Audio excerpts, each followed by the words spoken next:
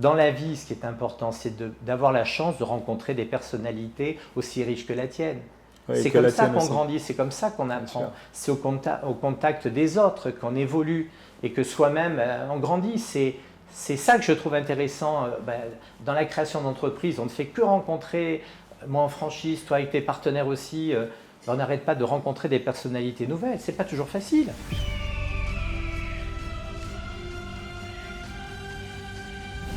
Alors aujourd'hui, on a passé la notion de Beauty Success pour la création, il y a je pense 2 ans, du groupe Novi, qui intègre aussi d'autres enseignes, en tout cas celles au moins que moi je connais, Aesthetic Center, Citron Vert, et puis GFG Clinique, mon dernier Ton partenaire, chouchou, le chouchou, et le mon dernier. chouchou, oui, parce qu'il aime la techno, lui.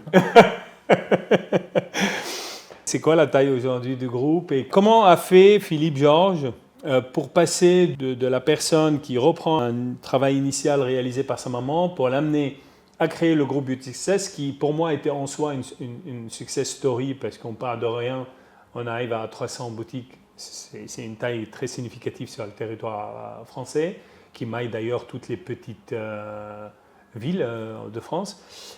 Comment après tu as pris cette décision d'aller chercher d'autres enseignes et construire le groupe Novi? Alors, quand j'ai intégré l'entreprise familiale, j'étais le 8e. Donc aujourd'hui, on a passé le cap des 1000-1200, on a intégré, plus les 280 entreprises qu'on a fédérées autour de nous. Donc en gros, on est entre 2500 et 3000. Voilà, c'est notre écosystème actuel. On est parti de la parfumerie Institut de Beauté, on est allé vers la franchise, vers la marque Beauty Success, vers la logistique pour accompagner cela, oui. France Internationale, vers le site marchand, oui. Pareil pour accompagner et être à la fois activité en parfumerie physique et sur Internet aussi, modestement, mais quand même. La première des chances que j'ai eues, c'est d'avoir la mère que j'ai. Parce que la grande chance qu'on a eue avec Christophe, c'est qu'il nous a fait confiance. C'est-à-dire on a eu le temps d'apprendre pendant une dizaine d'années et nous a fait confiance quand on a créé l'enseigne et qu'on a tout cassé pour faire avec tous les risques qu'il y avait. Parce que quand on a fait ça à Périgueux, on était en train de faire une liquidation de stock sur le magasin. Je faisais le tour des banquiers de Périgueux pour pouvoir financer la première parfumerie Beauty Success. Et j'ai commencé par une banque que je ne citerai pas, à qui je venais demander de me financer la parfumerie que j'allais faire, qui allait me permettre de rembourser l'emprunt en cours qui n'était pas fini de rembourser. Et le monsieur m'a mis dehors. Et j'ai eu une chance à Périgueux. Il y avait une femme, la seule banquière de l'époque, côté entreprise, qui m'a accueilli. En plus, on a écrit un livre. Et donc, dans le livre, elle écrit que quand je suis allé la voir, j'avais un œil au beurre noir. Je fais partie de ce livre, d'ailleurs. Bien sûr que tu en fais partie. C'était un lundi matin, j'avais joué au rugby, puis j'avais pris un coca. Donc voilà, et elle a cru en mon projet, c'est grâce à elle qu'on a été financé pour notre première parfumerie. Donc pour dire, la vie est faite de hasard. Donc j'ai la chance d'avoir la mère que j'ai, qu'elle vit le plus longtemps possible parce qu'elle le mérite vraiment, elle rayonne, ouais, une personnalité rayonnante, bienveillante, c'est extrêmement agréable de travailler avec. Et mon frère. Et la force que tu as en famille, c'est quand tout le monde suit, on se suit toujours. On a des choses à se dire. Est-ce que c'est pas difficile justement comment vous gérez cette parce que en famille, ça peut être vraiment quelque chose de très positif parce on s'aime, etc. Mais aussi, on peut pas virer son frère. Il y a des choses il y a des limites qu'on peut pas traverser. Quelles sont les choses que tu peux dire sur ce sujet? Je sais simplement dire, si je vois le côté positif des choses, que c'est une énorme force quand on est tous en bonne santé et qu'on s'entend bien. Et pour pouvoir bien s'entendre, il faut que chacun ait sa partie. J'ai la chance, avec mon frère, on est deux morceaux de cerveau complémentaires. Vous êtes différents. Ouais. On est totalement différents et on a des esprits très différents et donc c'est très bien. On a eu cette chance-là. Donc chacun fait confiance à l'autre dans sa partie. Il faut vraiment, la confiance est une clé de la réussite. Pouvoir, comme toi, tu as bâti ton équipe, tu as confiance en eux, ils savent et ils sentent que tu as confiance en eux, donc du coup ils ont confiance en toi et ils t'accompagnent dans nos délires parfois de dirigeants d'entreprise. Donc voilà, et la santé. Jamais oublié la santé. J'ai vu que tu avais dit que tu voulais être l'entrepreneur du beau. Je voudrais être l'entrepreneur du bien. Et à nous deux, on est parfait. Parce que je crois que c'est extrêmement important que quand tu développes une entreprise, tu as une recherche fondamentale, bienveillante vis-à-vis de qui tu veux créer, qui tu veux développer et avec qui tu veux le faire. Donc la parfumerie pour nous c'est le beau, l'institut de beauté c'est le bien. Et donc tout l'écosystème qu'on a bâti a été dans cet esprit de comment je peux mutualiser des activités complémentaires qui travaillent pour le beau et le bien c'est marrant de parce notre que écosystème. c'est comme ça que c'est intitulé mon site LinkedIn, enfin mes profils, hein, l'entrepreneur du beau et du bien. Maintenant. J'ai dû un peu copier. Bon, en fait, c'est pour cela d'ailleurs qu'on s'entend bien. C'est qu'on ne pense pas. Et, en fait, je pense que pour passer de la phase relation commerciale à relation amicale, ça ne suffit pas qu'on s'entende dans les affaires. Il faut qu'on s'entende dans des choses beaucoup plus profondes. Il faut qu'on partage des valeurs communes. Exactement. Et moi, si j'ai eu confiance en toi, c'est parce que je pensais qu'on partageait des valeurs. Et moi, je vais dire une chose, tu sais, la chose qui m'a le plus impressionné, parce qu'en fait, moi, dans la vie, j'ai rencontré beaucoup de monde, et l'humain est capable de cacher beaucoup de choses et de te faire croire beaucoup de choses. Et moi, en fait, j'ai su qui tu étais à la première soirée, en quelque sorte, gala de Beauty Success, lors des conventions annuelles, où j'ai vu le comportement de tes équipes avec toi. Et l'émotion que souvent il y a dans ces soirées, qui sont particulières à Beauty Success. Moi, le nombre de fois où je t'ai vu pleurer dans ces soirées gala, c'est presque à chaque fois. Et en fait, il y a une sorte d'onde positif dans cette communauté et un amour qui te lie à tes équipes d'une manière très très forte. Mais je pense pareil pour toi, Jean. Je l'espère en fait, c'est ce que j'espère. Moi je te le dis. Je l'espère. Parce que je l'ai observé depuis longtemps.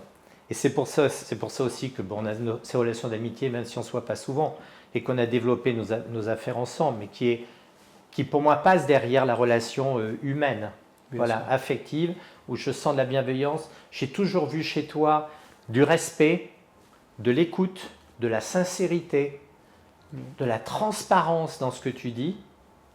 Je ne t'ai jamais pris à défaut sur 2009 aujourd'hui, ça fait 15 ans, je ne t'ai jamais pris à défaut dans ce que tu disais. Tu as toujours dit la même chose de manière des fois différente, mais toujours pareil. Sous la table. Donc tu ne mens pas, mens pas. Et puis tu es dans un rapport avec l'autre où tu cherches une forme d'équité dans la relation. Tu ne cherches pas à écraser l'autre, tu cherches à l'écouter, à le respecter et à faire grandir l'ensemble. C'est-à-dire tu grandis quand l'autre grandit. Et je pense que ça fait partie des valeurs fondamentales du management. Voilà. En tout cas, ça fait partie de nous aussi, hein, de ce qu'on essaye de créer comme écosystème. Alors, on va te faire connaître un peu plus en profondeur parce que tu es parmi les rares qui peuvent dire le mot Ultréa. Oui. Alors, tu nous parles un peu de ce chemin de Compostelle, de Saint-Jacques. Oui, Combien de fois déjà que tu l'as fait? Ça, c'était pas prévu. Non. Ça fait 15 ans. Les 2 premières années, 2011-2012, j'ai voulu arriver à Saint-Jacques-de-Compostelle. Et je voulais arriver le soir fatigué parce que la dernière épreuve, tu as 30 km, tu es un peu épuisé avec ton sac à dos. Et donc, tu vas à la basilique te recueillir. Voilà. Et après, le lendemain matin, tu vas chercher ton diplôme du bon pèlerin en latin, donc Philippum Georgium. Et puis, si tu es assez tôt, l'ordre de la messe, ils disent les pèlerins du jour qui sont arrivés. Donc, on a entendu que des Français étaient arrivés. Pour nous, c'est important. Donc, 2 fois, j'ai fait l'arrivée avec 2 amis d'enfance qui ont accepté de me suivre dans mon délire. Et dans ces arrivées-là, tu partais de 150 km avant, tu partais d'où? Les 2 fois, on est parti d'une centaine de kilomètres de Saint-Jacques, une fois au nord, en janvier. Bien sûr, il n'y avait personne sur le chemin. Et on est arrivé là-bas, c'est la fin des Pyrénées, derrière une saleuse qui nous envoyait du sable sur le pare-brise avec les essuie-glaces, parce que la neige était en train de tomber, c'était fin janvier. Et il a plu toute la semaine, et on a failli arrêter, tellement à un moment donné, on a craqué. Ça, c'était la première fois. Quand on est arrivé, on a dit, Voilà, on refera. Je leur dis maintenant on va le faire par le sud. On est parti au Portugal en bus et à Porto, on est reparti pour remonter. Ah oui. Après avoir fait les 2 fois, je leur ai dit maintenant on démarre au début. Et on est parti au Puy-en-Velay l'année dernière. Voilà. À raison d'une semaine par an, on a terminé cette année au mois d'avril. Ah donc là maintenant, tu peux dire que tu as fait tout le parcours. On l'a fait. Et chaque année, donc là aussi je ne le dis jamais, chaque année je me disais pendant que tu marches, Philippe, essaie. Alors je priais Saint-Antoine de Padoue, aide-moi à trouver quelque chose. Je ne savais pas quoi, aide-moi à trouver une idée. Mais une année, Saint-Antoine m'a dit Ultreia, qui est le mot que se disaient avant les anciens quand ils se rencontraient sur le chemin. C'est les pèlerins seulement qui ont. Tu devras en faire quelque chose. Est-ce que tu peux? Donc en rentrant, je demande à notre directrice juridique est-ce que Ultreia peut être déposé? Donc on a déposé le mot Ultreia dans les assurances et je voulais faire des auberges de jeunesse. Je voulais faire des hôtels pour les randonneurs, pour les familles. Voilà, j'avais envie de quelque chose comme ça. Donc je l'ai déposé dans les 2 catégories, dans les assurances et dans l'hôtellerie. Bon, l'hôtellerie, je n'ai rien fait, faute de moyens, d'idées, de temps. Et par contre, l'assurance, on a créé une société de courtage en assurance qui s'appelle Ultreia, avec un ami d'enfance qui en a la présidence. Et comment dire, on a assuré tout notre réseau de partenaires parce que le premier problème qu'on a, c'est quand tu es cambriolé en parfumerie, que tu perds 100 000 € qui t'a été volé, que l'assurance met 3 mois à te rembourser, en chemin, tu n'as pas pu payer tes fournisseurs pour truc, et donc tu es exsangue en trésorerie, et un cas sur 2, tu pars en dépôt de bilan. Mal. Voilà, tu pars mal. Donc je m'étais dit, ça, plus jamais, pas possible. Et donc du coup, on a créé cette société, et derrière, je voulais que nos partenaires franchisés soient bien assurés pour limiter un des risques de la création d'entreprise auquel on ne pense bien sûr pas au début. Et puis combien de parfumeurs, j'ai vu leur assureur dire « Ok, on vous paie ces trucs, mais maintenant c'est fini, trouvez quelqu'un d'autre ou allez vous assurer ». Voilà, je m'étais dit « Bon, ça c'est pas possible ». Donc oui, le chemin de Compostelle, on a fini. Et je veux dire, l'aventure, j'ai toujours amené mes amis. On a commencé à 3, on a fini à 5. Et c'est une affaire de pèlerin, ça, parce que mon frère Georges aussi, il l'a fait, le premier tronçon, et depuis, il me saoule pour le faire. Moi, je veux le faire, en fait, mais moi, je suis comme tu le sais, un chat de luxe, donc j'ai besoin de dormir dans des hôtels de luxe. Alors, je vais te faire une confidence. En fait, ma famille m'a offert tout. J'ai le bâton du pèlerin, j'ai tout ce que tu veux, gravé avec ce qu'on appelle l'aigle. Donc gravé, j'ai le truc de l'aigle dessus et tout. Et en fait, ce dimanche, je marchais et j'ai pris ChatGPT. Je lui ai dit, ChatGPT, je veux faire le chemin de Saint-Jacques-de-Compostelle. Alors donne-moi le trajet que je dois faire qui soit le plus premium possible, luxueux possible, du point de vue hôtel. Je veux un maximum de bons hôtels dessus, etc. Et il m'a proposé 2 chemins. Il m'a même proposé des prestations où on peut porter tes valises d'un point à un autre. J'ai toutes les informations. Il ne me reste plus qu'à définir la date pour suivre tes pas sur ce beau chemin. Non, mais ce qui est drôle, c'est qu'on est très différents. Oui. Toi, tu supportes dormir où tu veux. Je le sais. Et le sac à dos. Et le sac à dos. Et j'entraîne mes amis. Mais c'est ça qui est bien. Dans la vie, ce qui est important, c'est d'avoir la chance de rencontrer des personnalités aussi riches que la tienne. Oui, c'est comme ça qu'on grandit, c'est comme ça qu'on apprend. C'est au contact des autres qu'on évolue et que soi-même on grandit. C'est ça que je trouve intéressant dans la création d'entreprise. On ne fait que rencontrer, moi en franchise, toi avec tes partenaires aussi, on n'arrête pas de rencontrer des personnalités nouvelles. Ce n'est pas toujours facile, mais ça t'oblige à ouvrir l'esprit. Et ça, je trouve que c'est très riche. Le chemin, tu vas rencontrer plein de nationalités différentes, tu vas pratiquer ton espagnol, ton anglais, tu vas baragouiner avec tes mains si tu as d'autres nationalités, mais tu verras, ça ouvre l'esprit, même si tu le fais en vision un petit peu luxe, il n'empêche que quand tu vas marcher… Quand tu vas marcher. Ouais, et tu vas voir ce qu'il y a autour de toi, la nature est très belle et la France est vraiment très belle. Oui, c'est un magnifique pays que tous les deux on défend avec beaucoup d'énergie. Avec nos moyens et on défend les territoires. C'est-à-dire que on ne défend pas la capitale, mais on défend les provinces. Toi en particulier, tu as cet attachement au territoire, tu as tu as absolument voulu monter ton centre logistique À Saint-Astier, à Saint-Astier. la ville natale où est née l'entreprise Aster en 1913. Exactement. Bon, je ne sais pas si, en fait, un fonds d'investissement aurait choisi cet endroit-là pour un logistique en France. Mais c'est important, ces genres de choses, à faire savoir. Parce que l'entrepreneur, dans la société française, c'est celui qui ne délocalise pas. Celui qui est attaché à son territoire et il veut le faire grandir. Et ça, pour moi, tu es un vrai exemple là-dedans. Et je pense que ça fait partie de nos missions. Moi, je suis attaché en effet au terroir, mais à la ruralité, aux villes de taille petite et moyenne où nous sommes développés. Voilà, que ce soit le sud-ouest de la Normandie au Pays Basque, sur toute la côte atlantique, mais au-delà, parce qu'avec l'enseigne Aesthetic Center, on a touché le nord, on a touché le sud-est, avec Citron Vert, on touche le Rhône-Alpes. Donc voilà, on est un petit peu partout, et donc ça m'a permis de découvrir toutes les régions de France.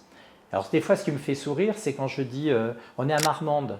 On me dit attendez, Marmande aujourd'hui, où est-ce? Où on est j'en sais rien, à Gujan-Mestras, à Casteljaloux. Comment ça s'écrit, Casteljalout? Je me rappelle d'une fois, je t'ai dit avec toi, j'apprends la géographie française. Et moi aussi, c'est exactement ça. Et tu apprends les accents. Parce que la richesse des accents, quand j'appelle Marmande, c'est un plaisir.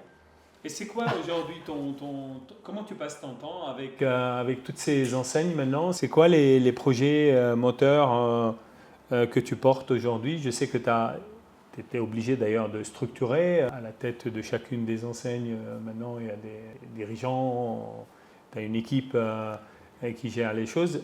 Toi, aujourd'hui, qu'est-ce qui t'anime? C'est quoi? Comment est remplie ta journée? On a tous pris conscience post-Covid que le monde avait changé pour ceux qui ont été fermés, comme nous l'avons été ensemble, et qu'en fait, on est en train de récupérer les chiffres d'affaires de 2019, on va dire 5 ans plus tard. Donc c'est particulièrement difficile parce que tout a évolué, les charges ont évolué. Donc ma préoccupation a toujours été la pérennité. Ma préoccupation du moment, c'est simplifier tout ce que l'on fait. Je ne dis pas l'extrême, mais presque, de manière à rebâtir des fondations pour mieux grandir. Je pense que les entreprises, en tout cas la nôtre, est en danger de couches d'organisation au fur et à mesure du temps et des reprises d'entreprises. Donc maintenant, il faut que je simplifie les enseignes, que je les regroupe, que je mutualise les équipes, qu'on décuple les moyens, qu'on arrête de saupoudrer, qu'on concentre nos moyens.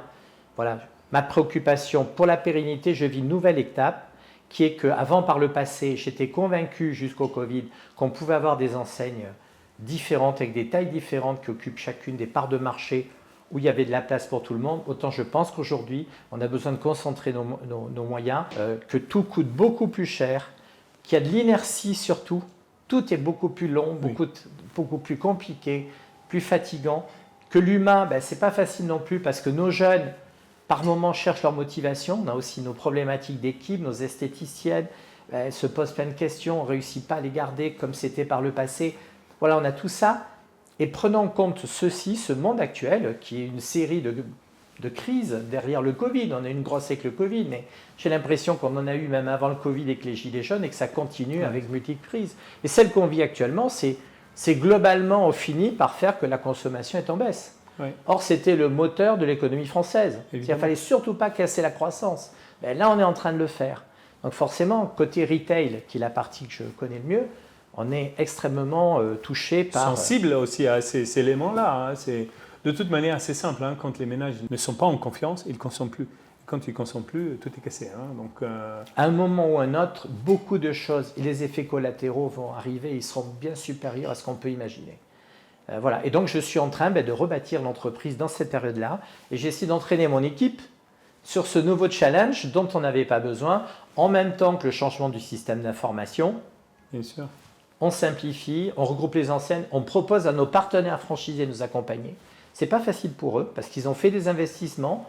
Mais je leur dis, écoutez, je vous demande d'accepter de vous transformer parce que ça sera mieux demain. On revient en télévision aussi sous l'ancienne Beauty Success au mois de juin. On reviendra super. À Noël, ce qu'on ne faisait plus depuis un certain nombre d'années. Et en fait, j'essaie de créer une nouvelle communauté sous l'ancienne Beauty Success, des parfumeries d'un côté et de l'autre côté des instituts purs. D'accord. Et là, on va être plus de 500. Donc aujourd'hui, on a été 300 sur la parfumerie, on a 200 instituts de Et beauté. ces instituts, ils viennent d'autres enseignes Ils du viennent groupe? d'Aesthetic Center et Citron Vert, à qui je propose de venir participer au projet commun qui doit tirer tout le monde vers le haut dans une période difficile. Et j'essaie, on participe sur les travaux, j'essaie d'encourager, de donner envie, de donner confiance, de faire tout ce que je peux avec notre équipe pour aller là. Et parfois, ce n'est pas facile, bien sûr, parce que nos rôles d'entreprise, d'entrepreneur, c'est de voir devant, c'est de voir plus loin. On sait que nos partenaires franchisés ont une vue à la journée, à la semaine, au mois, au semestre, à l'année, peut-être à 2 ans, mais au-delà. C'est notre rôle à nous d'entrepreneurs, à la tête des enseignes, d'avoir une feuille de route bien claire dans nos têtes pour entraîner, pour fédérer et entraîner nos équipes internes et tous nos partenaires franchisés. Donc on est obligé d'avoir ça. Donc en ce moment, ben oui, il y a un bateau, il faut l'amener, suivre le cap, plus il amener est au gros, port. plus il est... Mais tu sais que nous, c'est pas grossir, hein. Nous, c'est grandir. Oui. D'ailleurs, j'espère bien un jour avoir ta taille. Mais bon. Mais ça, c'est bien de le dire, cette notion-là de différence entre grossir et grandir. Ah oui, moi, je ne veux pas grossir, je veux grandir. Ah Je veux grandir. J'ai toujours eu ça en tête. Et je pense que voilà, c'est mieux et c'est bien. Oui, c'est vrai.